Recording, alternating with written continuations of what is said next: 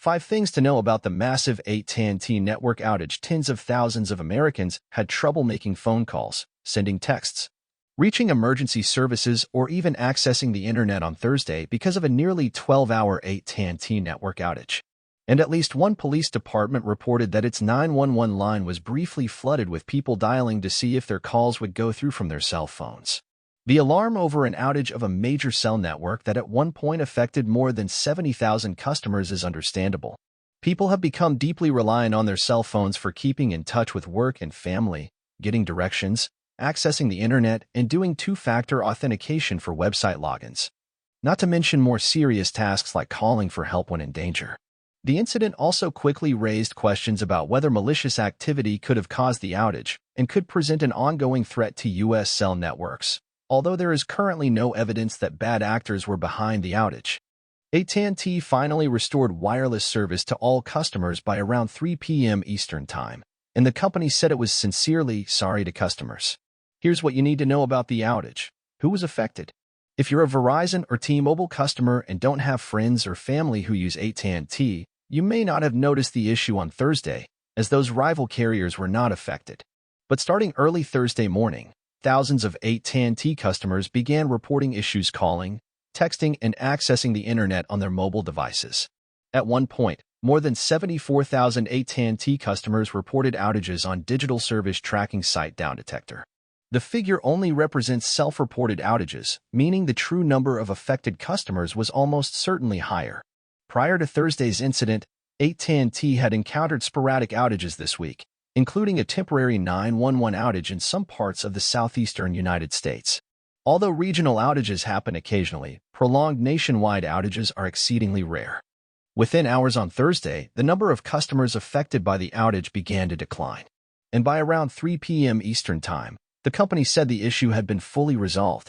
Several local governments said on Thursday that the AT&T outage was causing disruptions and that in some cases AT&T customers were unable to call emergency services and would have to instead do so with a landline or a cell phone from a rival carrier. New York Police Department officials told CNN that they were not able to make calls or utilize emails on AT&T phones Thursday morning unless they were connected to Wi-Fi. However, an AT&T spokesman said the company's FirstNet network remained operational despite the outage. FirstNet provides coverage for first responders, including police and fire departments, and is advertised as a more robust network than the AT&T commercial network. It uses a mix of its own infrastructure plus AT&T's broader network. What caused the outage? AT&T posted an update on Thursday evening, saying that the company does not believe the outage was due to a cyber attack. Based on our initial review, we believe that today's outage was caused by the application and execution of an incorrect process used as we were expanding our network, not a cyber attack. We are continuing our assessment of today's outage to ensure we keep delivering the service that our customers deserve, the company posted. What did government officials have to say about the incident? Various federal agencies are investigating the incident. That includes the Federal Communications Commission, the Federal Bureau of Investigation, and the Department of Homeland Security. We are aware of the reported wireless outages, and our Public Safety and Homeland Security Bureau is actively investigating, the FCC said in a statement Thursday afternoon on X. We are in touch with AT&T and public safety authorities, including FirstNet, as well as other providers. The FBI, meanwhile, said in a statement to CNN that it is in contact with AT&T regarding the outage. Should we learn of any malicious activity, we will respond accordingly, the FBI statement added. The White House also responded on Thursday, saying that federal agencies are in touch with AT&T about network outages but that it doesn't have all the answers yet on what led to the interruptions. White House National Security spokesman John Kirby said that work was ongoing.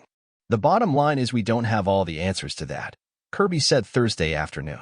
And so we're working very hard to see if we can get to the ground truth of exactly what happened.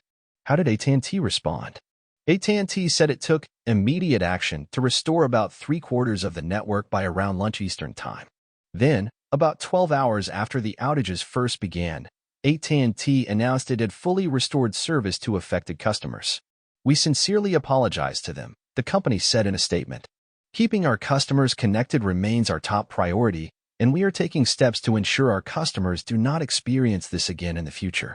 Telecom industry analysts say that AT&T could potentially face fines over the 911 outages, although that isn't a certainty.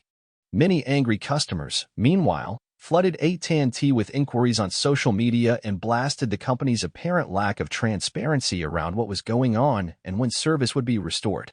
On X, AT&T's official customer service account urged customers to send the company direct messages. AT&T's share price ended the day down more than 2% on Thursday following the outage, the same day that the S&P 500 and Dow Jones Industrial Average hit record highs. What does this say about the security of U.S. cell networks? At this point, federal authorities and an industry official say there's no evidence of a cyber attack.